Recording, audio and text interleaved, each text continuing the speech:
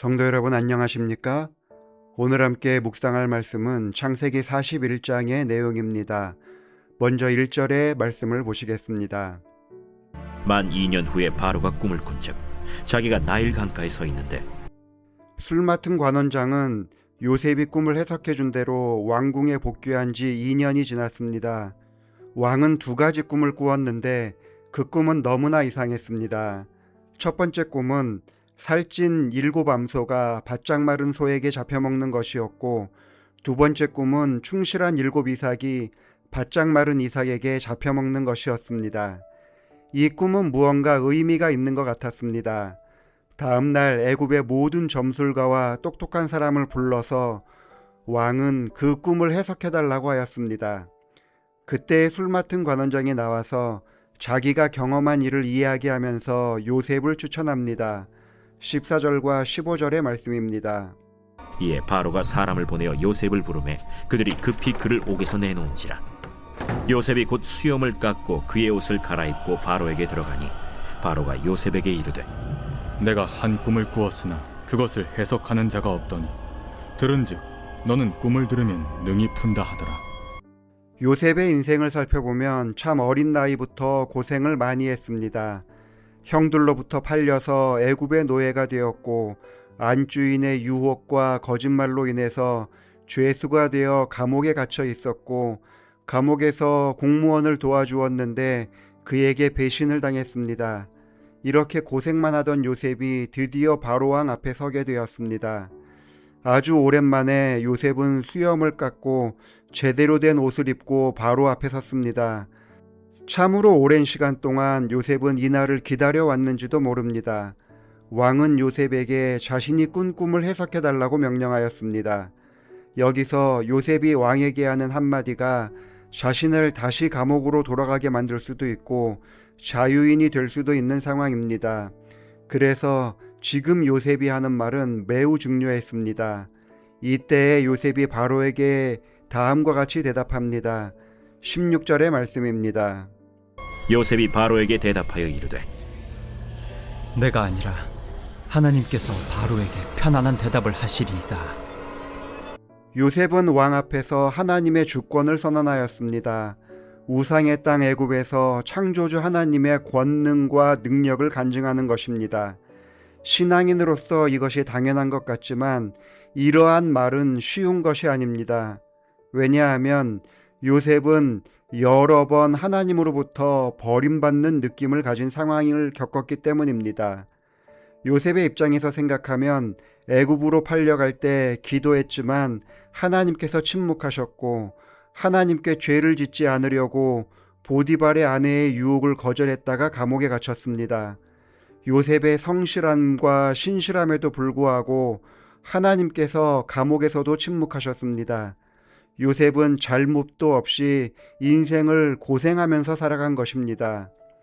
사실 형들이나 보디발이나 술 맡은 관원장 등 사람들로부터 받는 배신감은 견딜 수 있습니다. 원래 사람들이 악하기 때문입니다.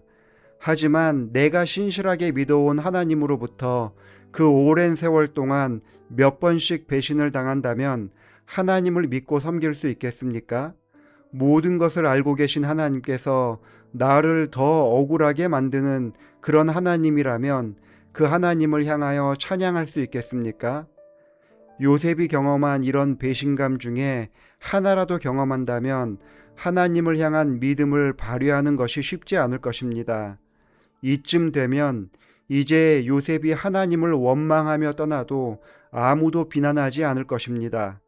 그런데 요셉이 바로 앞에 선 그 중요한 순간에 요셉은 가장 먼저 하나님의 능력과 하나님의 권능을 바로에게 선포한 것입니다.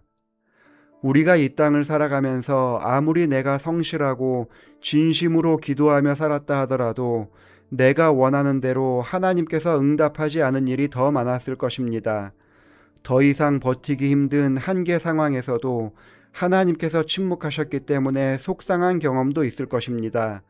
그럴 때에 요셉을 생각해 보시기 바랍니다. 요셉은 그러한 배신감이 넘치는 순간에서도 하나님의 주권을 인정하고 하나님을 찬양하였습니다.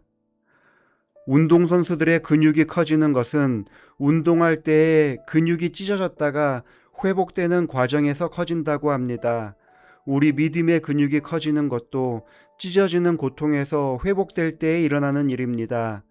요셉의 믿음이 커진 것은 그가 받았던 고통의 크기와 비례합니다. 그가 상처를 받는 순간에도 하나님을 버리지 않았기 때문에 그의 믿음이 자라난 것입니다. 오히려 그가 감옥에 갇혀 억울한 그 순간이 하나님을 향한 가장 큰 믿음을 가지게 된 순간이었습니다. 내 삶이 하나님의 침묵으로 인하여 고통스럽다면 그 순간이 나의 믿음의 근육을 키워가는 과정임을 기억하시기를 바랍니다. 하나님을 향한 섭섭함이 넘쳐나는 때에도 먼저 하나님의 주권을 인정하는 하루가 되기를 바라면서 말씀을 마칩니다. 기도하시겠습니다. 아버지 하나님, 사람의 어려움을 굽어 살펴주시고 우리의 부르짖음을 언제나 귀 기울여 들어주시니 감사합니다. 우리의 믿음이 성장하기를 바라는 마음으로 우리를 향하여 잠잠하시는 그 순간에도 우리로 하나님의 은혜를 잊어버리지 않게 하셔서 낙심하지 말게 하시고 우리가 느끼는 섭섭함의 시간에도 우리에게 가장 좋은 길로 인도하시는 하나님의 주권을 인정하는 사람들 되게 하여 주옵소서. 유혜영 집사님 가정을 위해서 기도합니다. 하나님의 은혜로 집사님을 선한 길로 인도하여 주심으로 주의 자녀로 삼아 주시고 주를 위해 봉사하는 사람 되게 하시니 감사합니다. 이제는 하나님께서 집사님의 삶의 여정의 주인이 되어 주셨으니 주의 뜻을 따르고 섬기는 일에 순종하는 사람 되게 하여 주옵소서. 남편 나영석 선생님의 하시는 일이 어려움이 없이 진행되게 하시고 피곤하지 않게 건강을 지켜주옵소서. 딸 희지 양이 고3으로서 대학 진학을 고민하고 있습니다. 어쩌면 희지 양의 인생에서 가장 중요한 선택을 해야 하는 이 시기에 주를 의지하는 마음을 허락하여 주셔서 주의 은혜 가운데 바른 판단으로 아름다운 진로를 결정하게 하여 주옵소서. 가족을 뒷바라지하며 가족을 위하여 기도하는 집사님의 기도가 아름답게 응답되게 하여 주시기를 예수님의 이름으로 기도합니다. 아멘.